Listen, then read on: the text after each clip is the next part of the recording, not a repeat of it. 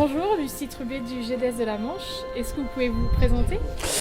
Moi je m'appelle Yann Adam, je suis le directeur du Polypic de Saint-Lô. Le Polypic est une structure à multiples facettes avec des activités à la fois de chevaux en permanence sur le site, que ce soit dans le haras historique avec un centre de reproduction d'équilés ou un centre d'entraînement de chevaux de saut d'obstacles. Un site événementiel avec de nombreux chevaux qui viennent toute l'année. On a 30 000 engagés sur nos concours, sur 180 jours de concours à l'année. Et un centre équestre qui regroupe à peu près une centaine de chevaux. La biosécurité est essentielle pour des sites comme les nôtres. Comme je le disais, on regroupe de nombreux équidés avec des statuts sanitaires très différents. Il est essentiel de pouvoir garantir à l'ensemble des cavaliers et des éleveurs qui viennent sur le site que leurs chevaux ne prendront pas de risques sanitaires, et particulièrement pour les maladies contagieuses qui sont spécifiques au cheval.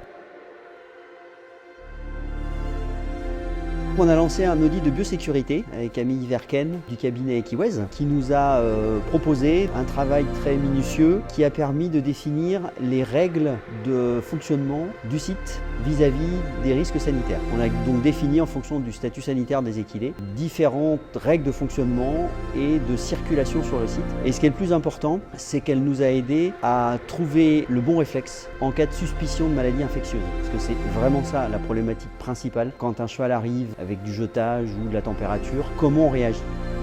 Et puis l'autre élément qui aussi a été mis en place, c'est tout un principe de désinfection adapté en fonction du besoin et en fonction du rythme de curage des box. Donc on a mis en place un produit au spectre large et avec un dosage adapté qui permet de désinfecter les box toutes les semaines sans pour autant les karchériser au préalable puisque c'est pas possible. On a vraiment des rotations qui sont très importantes, notamment sur la partie événementielle. Donc on ne peut pas karchériser, attendre que ça sèche et désinfecter derrière. Donc on a adapté une procédure spécifique pour que la désinfection soit quand même efficace malgré cela.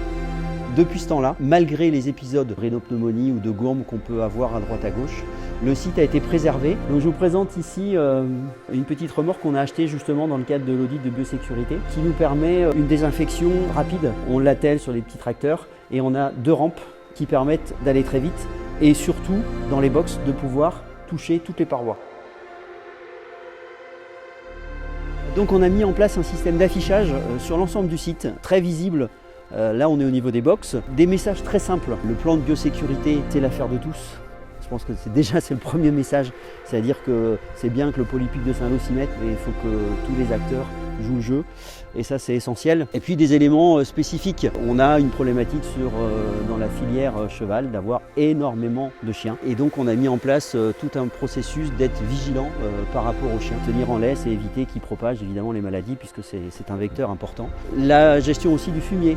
Puisque quand on arrive avec son camion, des fois on laisse ça sur le parking, comme ça on a nettoyé le camion ici plutôt que de le faire chez soi. Il y a aussi des procédures, alors ça paraît évident, mais des procédures simples de dire on ne dépose pas son fumier sur des sites comme ça. C'est aussi des occasions de propagation de maladies. On a aussi, puisque le site est à la fois accueil des cavaliers de l'extérieur, mais a aussi des permanences sur site, demandé à ce que certaines carrières soient réservées à nos cavaliers du site. Il y a des grands panneaux à l'entrée où certaines carrières sont réservées à nos cavaliers pour éviter justement des contaminations, puisqu'eux ils ont des statuts sanitaires différents. Et puis enfin, comme je le précisais déjà, les procédures en cas de suspicion de maladie infectieuse. Ne pas cacher quand on a un cheval qui arrive avec de la température.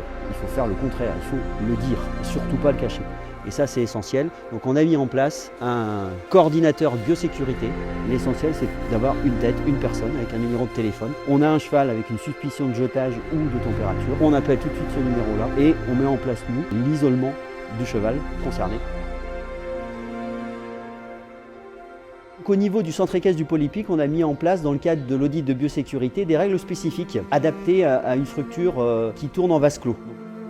On a demandé à nos propriétaires de vacciner leurs chevaux avant de les introduire sur le site avec leur appel en rhinopneumonie. Et on a aussi défini des règles d'introduction et notamment une phase de quarantaine. C'est-à-dire pendant une semaine, on l'isole dans un box, on s'assure qu'il ne déclenche pas de température ou de jetage pour pouvoir l'introduire ensuite dans l'ensemble des barnes du centre équestre.